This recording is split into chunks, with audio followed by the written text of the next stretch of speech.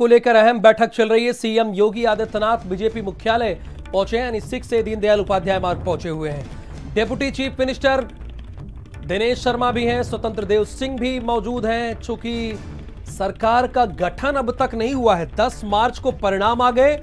पूर्ण बहुमत के साथ भारतीय जनता पार्टी एक बार फिर से सत्ता में आई, लेकिन अभी तक सरकार का गठन नहीं हुआ है।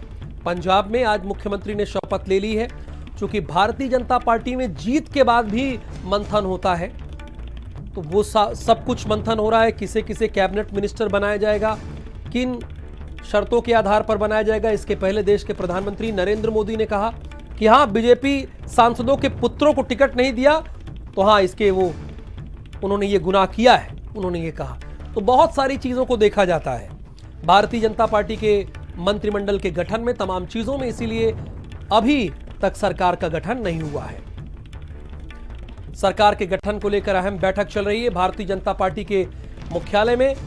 राष्ट्रीय दफ्तर में यह बैठक हो रही है। स्वतंत्र देव सिंह इस बैठक में है, उत्तर प्रदेश के मुख्यमंत्री योगी आदित्यनाथ हैं, डेप्यूटी चीफ मिनिस्टर भी इस बैठक में मौजूद हैं।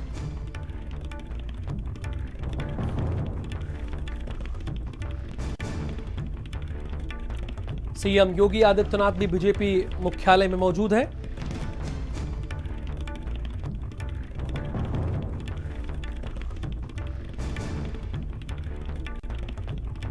अहम बैठक चल रही है 6 से दीनदयाल उपाध्याय मार्ग, जो कि भारतीय जनता पार्टी का राष्ट्रीय कार्यालय है।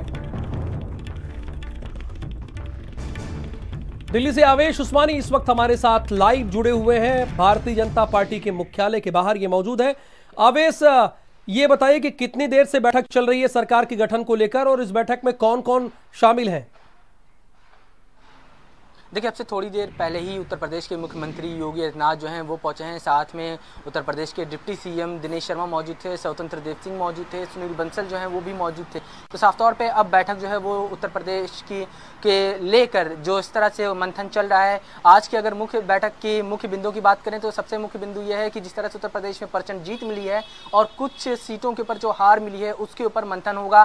साथ में ही MLC का चुनाव जो है उत्तर प्रदेश में उसकी प्रक्रिया शुरू हो चुकी है। तो MLC के लिए कौन कौन से उम्मीदवार उतारे जाएंगे, उनके नामों के ऊपर भी चर्चा होगी। लेकिन अगर बैठक की बात करें तो बीजेपी के राष्ट्रीय अध्यक्ष JP नड्डा मौजूद हैं, गृह मंत्री अमित शाह मौजूद हैं, सुनील बंसल मौजूद हैं, राधा मोहन सिंह मौजूद हैं। तमाम आला कमान के जो नेता हैं वो बीजेपी मुख्यालय में मौजूद हैं और बैठक जो है वो शुरू हो चुकी है। फिलहाल अगर बैठक के मुद्दों की बात करें तो सबसे मुख्य मुद्दा यही है कि जिस तरह से उत्तर प्रदेश में प्रचंड जीत मिली है और कुछ सीटों पर हार मिली है, चाहे वो कौशाम्बी का इलाका हो या फिर गाजीपुर का इलाका हो, उन इलाकों को लेकर सबसे ज़्यादा मंथन होगा। क्योंकि ये बीजेपी के गढ़ माने जाते थे और इन दोनों ही जगहों पे सपा ने एक तरह से कहा जाए प्रचंड अपनी लहर या कहा जाए सभी सीटों पे सफाया कर दिया था बीजेपी का। तो क्या वजूहात रही हैं कि किन वजूहात की वजह से इन दोनों इलाकों में बीजेपी की हार हुई है, इसके ऊपर मंथन होगा। क्योंकि 2024 का चुनाव जो है वो बेहद करीब है। ऐसे में मंत्रिमंडल के विस्तार में कौन कौन से मंत्रिमंडल लोग शामिल होंगे उनके ऊपर भी चर्चा होगी और MLC के जो लोग चुने जाएंगे, उम्मीदवार चुने जाएंगे, उसको भी 2024 को ध्यान में रखते हुए कहीं ना कहीं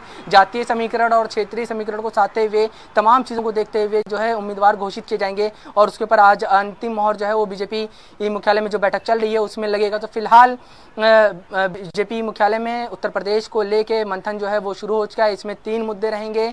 एक तो हाल जिस तरह से चुनावी नतीजा है उसमें हार हुई है और जिस तरह से जीत हुई है प्रचंड, उसका विश्लेषण किया जाएगा।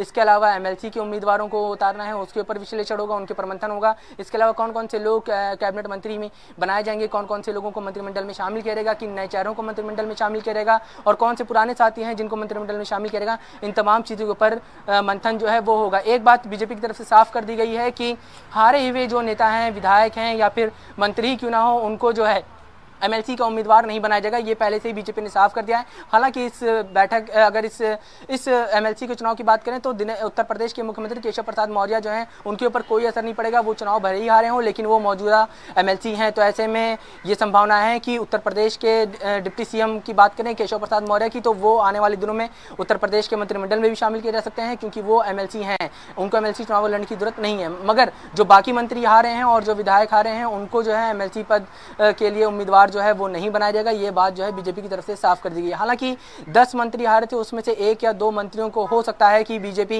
एमएलसी के लिए अपने मैदान में उतारे, एमएलसी को उम्मीदवार बनाए और आने वाले दिनों में उनको मंत्रिमंडल में भी जगह दी जाए, क्योंकि कई ऐसे बड़े चेहरे हैं जो चुनाव हारे हैं लेकिन उनका अपने क्षेत्र में रसूख है। मगर कहीं ना कहीं उनकी हार का आंकलन जो है वो भी इस बैठक में किया जाएगा कि क्या वजूहात रहीं जो उत्तर प्रदेश के 10 मंत्री हारे और कुछ ऐसे गढ़ जो बीजेपी के गढ़ कहे जाते थे वहां पे बीजेपी की भी हार हुई है। इन तमाम चीजों के ऊपर जो है मंथन अब बीजेपी मुख्यालय में जो बैठक चली उसमें शुरू हो चुका है। राहुल, यानी भारतीय जनता पार्टी प्रचंड बहुमत के साथ उत्तर प्रदेश में सरकार बनाती है, लेकिन इसके बावजूद जहां जहां कुछ किलों को, कुछ गढ़ों को नहीं ढहा पाया गया है, वहां पर कोशिश की जा रही है कि मंथन किया जा रहा है कि क्यों हम वहां जीत नहीं पाए। और यह भी कह दिया गया है कि जो एमएलसी का चुनाव होने वाला है उसमें हारे हुए विधायक के कैंडिडेट या मंत्रीगण को टिकट नहीं मिलने वाला है।